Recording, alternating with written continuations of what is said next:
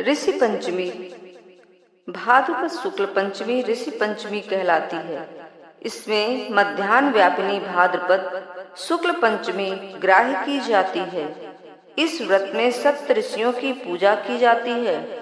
इस दिन व्रती को स्नान आदि से निवृत्त होकर घर की धुली हुई फर्श पर चौक रंगोली बनाना चाहिए और उस पर सप्त ऋषियों कश्यप, अत्रि, भरद्वाज, विश्वामित्र, गौतम, जमदग्नि और वशिष्ठ तथा वशिष्ठ की पत्नी देवी अरुंधति की स्थापना करनी चाहिए और उनका पूजन करना चाहिए।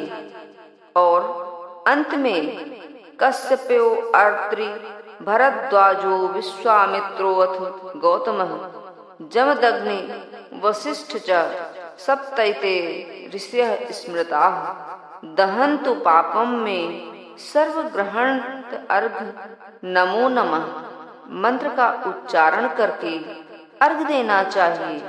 अंत में 7 कुंभादि का दान करना चाहिए। दान देते समय निम्नलिखित का उच्चारण करें। सर्व पापम ओम एते सप्तर्षयः सर्वे भक्त्या संपूजिता मया सर्व पापम व्यपोहन्तु ज्ञानतो अज्ञानतः कृतम। इस दिन व्रती को नमक का सेवन नहीं करना चाहिए। उसे दिन में केवल एक बार सायंकाल ही भोजन करना चाहिए। भोजन में दही, चावल और सेवन करना चाहिए। व्रती को ऋषि पंचमी की कथा का भी श्रवण करना चाहिए।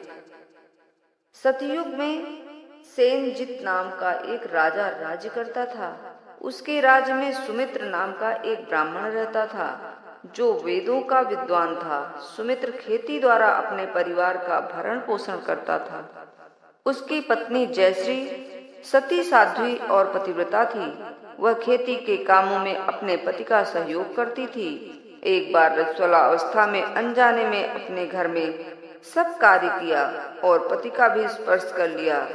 दैवयोग से पति पत्नी का शरीरांत एक साथ ही हुआ। रजस्वला में अवस्था में स्पर्श का विचार नहीं रखने के कारण स्त्री ने कुतिया और पति ने बैल की योनि प्राप्त की। परंतु पूर्व जन्म में किए गए अनेक धार्मिक कृत्यों के कारण उन्हें ज्ञान बना रहा। संयोग से इस जन्म में भी वे साथ साथ अपने ही घर में अपने पुत्र और पुत्रवधू के साथ रह रहे थे। ब्राह्मण के पुत्र का नाम सुमति था। वह भी पिता की भांति वेदों का विद्वान था।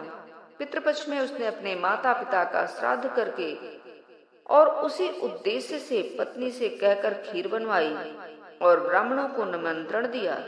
उधर एक सर्प ने आकर खीर को विषाक्त कर दिया। कुतिया बनी ब्राह्मणी यह सब देख रही थी। उसने सोचा कि यदि इस खीर को ब्राह्मण खाएंगे तो विष के प्रभाव से मर जाएंगे और सुमति को पाप लगेगा। ऐसा विचार कर उसने सुमति की पत्नी के सामने ही जाकर खीर को छू दिया। इस पर सुमति की पत्नी बहुत क्रुद्ध हुई और चूल्हे से जलती लकड़ी निकालकर उसकी पिटाई कर दी। उस दिन उसने कुतिया को भोजन भी नहीं दिया। रात्रि में कुतिया ने बैल से सारी घटना बताई। बैल ने कहा कि आज तो मुझे भी कुछ खाने को नहीं दिया गया, जबकि मुझसे दिन भर काम लिया गया। सुमति हम दोनों के ही उद्देश्य से श्राद्ध कर रहा है और हमें ही भूखों मार रहा है। इस तरह हम दोनों भूखे रह जाने से तो इसका श्राद्ध करना ही व्यर्थ हुआ। सुमति द्वारा लेटा कुतिया और बैल की वार्ता सुन रहा था। वह पशुओं की बोली भली भांति समझता था।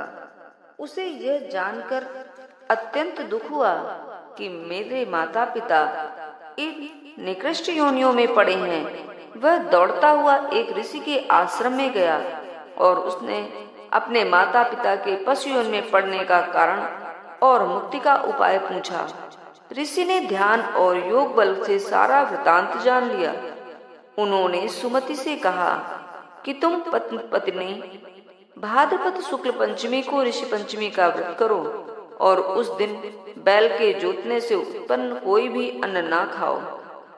इस व्रत के प्रभाव से तुम्हारे माता पिता की मुक्ति हो जाएगी। अनंतर मातृ पितृभक्त सुमति ने ऋषि पंचमी का व्रत किया।